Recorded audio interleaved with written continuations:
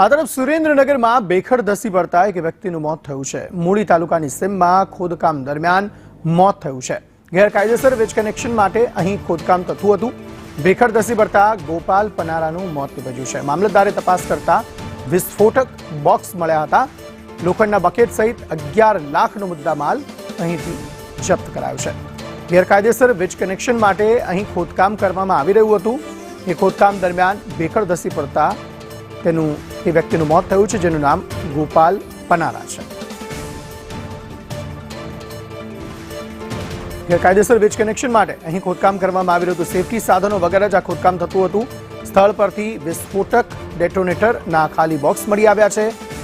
પ્રાંત ચોટીલા મામલતદાર પોલીસ દ્વારા 150 ટન કાર્બોસેલ, માટી, ડીઝલ, મશીન, લોખંડના બકેટ સહિત 11 લાખથી વધુનો મુદ્દામાલ જપ્ત કરીને વધુ કાર્યવાહી હાથ ધરી છે। વધુ એક વખત આ પ્રકારનો મામલો સામે આવ્યો કે જ્યાં વીજ કનેક્શન ગેરકાયદે કરવા માટે ખોદકામ કરવામાં આવી રહ્યું હતું।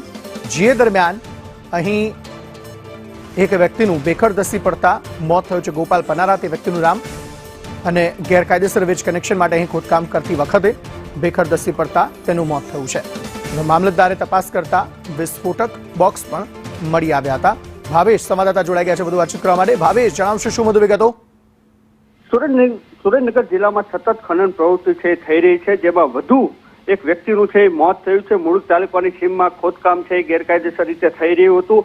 એમાં ગોપાલભાઈ પનારા નામના વ્યક્તિનું ભેખડ ઘસી પડતા નીચે દબાઈ જતા એનું ઘટના સ્થળે જ મોત થયું હતું। ઘટનાની જાણ થતાં તે મામલતદાર, પ્રાંત અધિકારી તેમજ પોલીસ ઘટના સ્થળે પહોંચી હતી। ઘટના સ્થળેથી જે વિગતો સામે આવી રહી છે, ગેરકાયદેસર વીજ કનેક્શન લઈ અને આ ખનન પ્રવૃત્તિ ચાલુ હતું સામે આવ્યું છે। કોઈ પણ સેફટીના સાધનો નહોતા।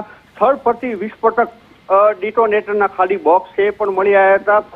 આ ટીમ દ્વારા 150 ટન કાર્બોસેલ, માટી, ડીઝલ, મશીન, લોખંડના બકેટ સહિત મૂળનો મુદ્દામાલ સહિત 11 લાખથી વધુનો મુદ્દામાલ કબજે કરવામાં આવ્યો છે। પોલીસે વધુ તપાસ હાથ ધરી છે કે આ જગ્યા કોની હતી, કેટલા સમયથી ગેરકાયદેસર અહીંયા ખનન પ્રવૃત્તિ ચાલુ હતી, એના વિશે વધુ તપાસ હાથ ધરી છે અને જે ગુનેગારો છે એની સામે પણ કાર્યવાહી છે એ આગામી સમયમાં કરવામાં આવશે। જી, આભાર સમગ્ર માહિતી આપવા માટે।